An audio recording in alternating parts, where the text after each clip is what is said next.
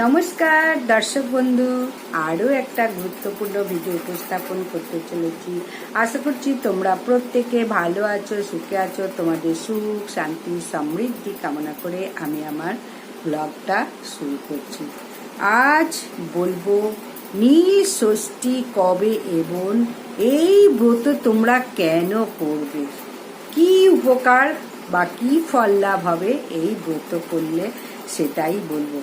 এবারে 2026 সালে নীল ষষ্ঠী পূজা পড়েছে 13ই এপ্রিল সোমবার, 30শে চৈত্র সংক্রান্তির ঠিক আগের দিনকে এই নীল ষষ্ঠী পুজো প্রতিবারের ন্যায় এবারও পালিত হবে।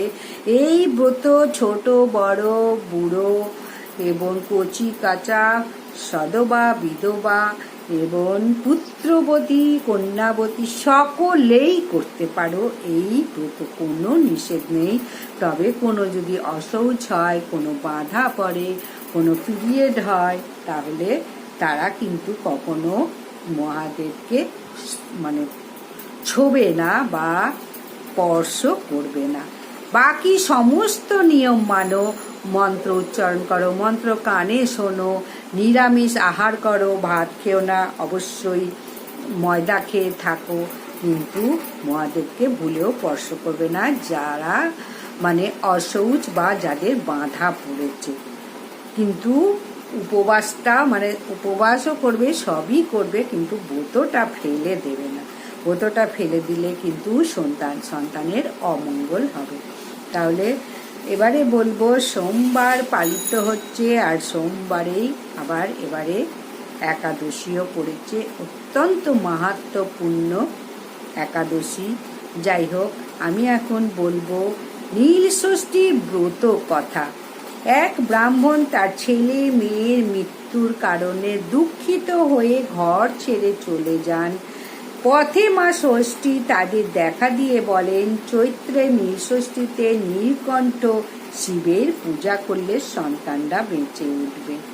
দেশে ফিরে ব্রত পালন করায় তাদের ছেলেমেয়েরা সুস্থ হয় এবং পাড়ার লোকেরাও এই ব্রত গ্রহণ করে সন্তানের কল্যাণ লাভ করে। সাধারণত গঙ্গাজল, বেলপাতা, দুধ, দই, ঘি, মধু, কলা, বেলের কাঁটা, অপরাজিতা মালা দিয়ে নীলকণ্ঠ শিবের পুজো করা হয় এবং নীলের ঘরে দীপ জ্বালানো হয়। এটি নীলাবতী সতীর পুনর্জন্ম ও নীলকণ্ঠের বিয়ের প্রতীক। তাহলে পুনর্জন্ম সতী দেবীর এবং নীলকণ্ঠের বিবাহের প্রতীক বলা হচ্ছে। এই নীল ষষ্ঠীর দিনকেই নীলাবতী এবং নীলকণ্ঠের বিবাহ হয়েছিল। নীল ষষ্ঠী পূজার সন্তানের মঙ্গল ও দীর্ঘায়ুর জন্য মায়েরা সারা দিন নির্জলা বা ফলাহারি উপবাস করে থাকে। সন্ধ্যায় শিবের পূজা করেন। এটি চৈত্র মাসের ষষ্ঠী তিথিতে সাধারণত সংক্রান্তির আগের দিন পালিত হয়। পূজার আগে স্নান করে পরিষ্কার বস্ত্র পরে এই পূজা শুরু করতে হয়। আমি এখন তোমাদের বলবো যে নীল ষষ্ঠী ব্রত কথা বিস্তারিত আলোচনা করব।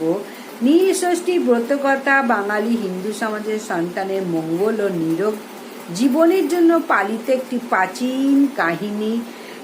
এটা একজন ব্রাহ্মণ দম্পতির দুঃখজনক জীবন থেকে শুরু হয়।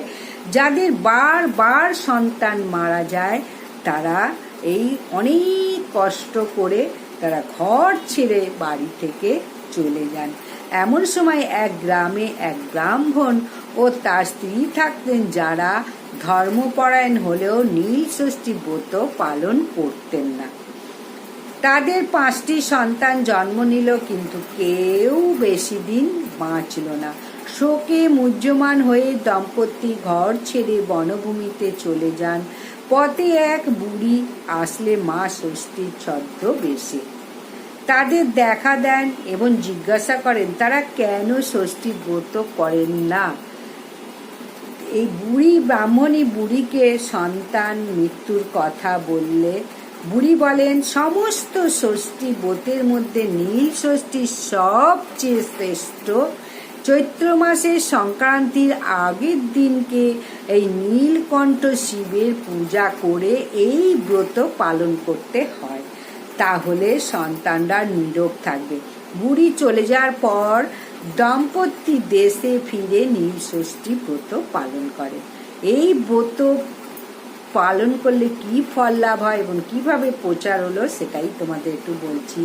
ব্রত পালনের পর তাদের সন্তান জন্ম নেয় এবং সুস্থভাবে বেঁচে ওঠে, বংশবৃদ্ধি হয়, নাতিপুতি হয় এবং পাড়া গাঁয়ের লোকেরা তাদের সুখ দেখে ব্রতের মাহাত্ম্য জেনে নিজেরাও পালন করতে শুরু করে। এইভাবে নীলষষ্ঠীর ব্রত ঘরে ঘরে ছড়িয়ে পড়ে সন্তানের কল্যাণের প্রতীকের জন্য।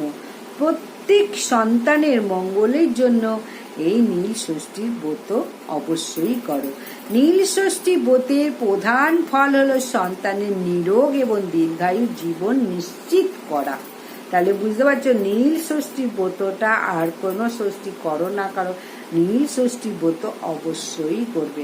এই ষষ্ঠী ব্রত করলে মঙ্গল অমঙ্গল থেকে রক্ষা করে, সন্তানদের সমস্ত মঙ্গল করে। যাই হোক, তাহলে নীলষষ্ঠী ব্রতকথা সম্বন্ধে বললাম, তোমরা প্রত্যেকের ব্রতকথা পড়ো, শ্রবণ করো এবং নীলষষ্ঠী যে যেমন ভাবে পারো পালন করো। কিছু দিতে পারো আর না পারো, মহাদেবকে মনে শ্রদ্ধা ভক্তি ভালোবাসা দিয়ে অবশ্যই পূজা অর্চনাটা করো এবং উপবাসটা থেকে মহাদেবের মাথায় শুদ্ধ জল ঢাললেও মহাদেব সন্তুষ্ট। তুমি নানা রকম উপচার যদি জোগাড় করতে নাও পারো, তাও কিন্তু সন্তুষ্ট হবেন যদি মনে শ্রদ্ধা ভক্তি ভালোবাসা নিষ্ঠা থাকে। তাহলে প্রত্যেকে ভালোভাবে সোমবার, সামনের সোমবার 13ই এপ্রিল নীলষষ্ঠী পূজা করো। নমস্কার।